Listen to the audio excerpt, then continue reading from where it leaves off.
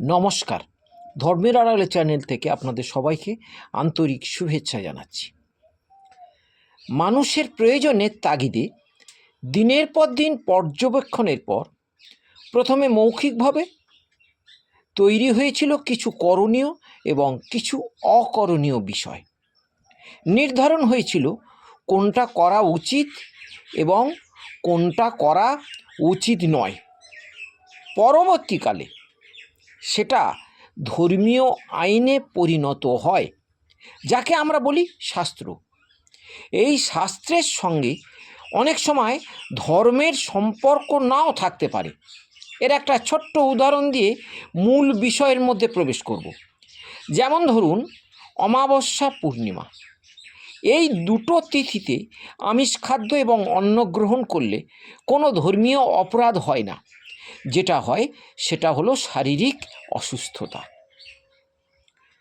তৎকালীন সমাজ ব্যবস্থায় সত্যের উপর ভিত্তি করে তৈরি হয়েছিল শাস্ত্র, এবং সেই শাস্ত্র ছিল বিজ্ঞান নির্ভর, তার মানে যুক্তিসম্মত।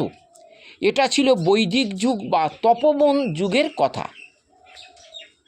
আবার যুগের পরিবর্তনের সঙ্গে সঙ্গে সেই সত্যেরও পরিবর্তন হয়েছে।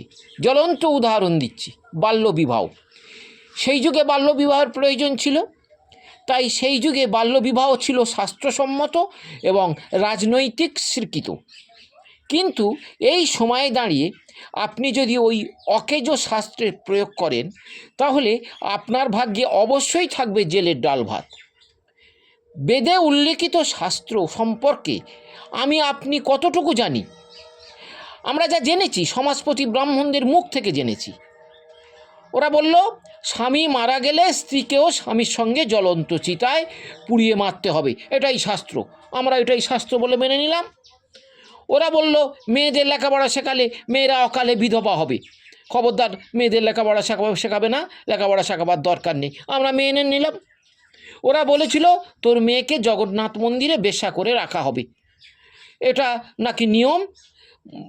আমরা সেই দেবদাসী প্রথাকে মেনে নিয়েছিলাম। তখনকার দিনে মানুষ ব্রাহ্মণদের কথাকে শাস্ত্র বলে মনে করত, কারণ তখন ব্রাহ্মণ জিহ্বা দিয়ে সত্যের ব্যবহার করত। এখন বামনরা জিভ দিয়ে গাঁজা, ভাং, মদের ব্যবহার এবং মিথ্যাচারণ করে। দুর্নীতিগ্রস্ত ব্রাহ্মণদের মুখ থেকে যেটা শুনেছেন আর যেটাকে আমরা শাস্ত্র বলে মেনে আসছি, সেটার মধ্যে সিংহভাগ ওদের মূর্খতা, ধান্দাবাজি। তাই ওদের প্রণীত সমস্ত শাস্ত্র যে বিজ্ঞানসম্মত, সময় উপযোগী এবং মানুষের হিতকারী, এটা কখনোই নয়, কখনোই সম্ভব নয়।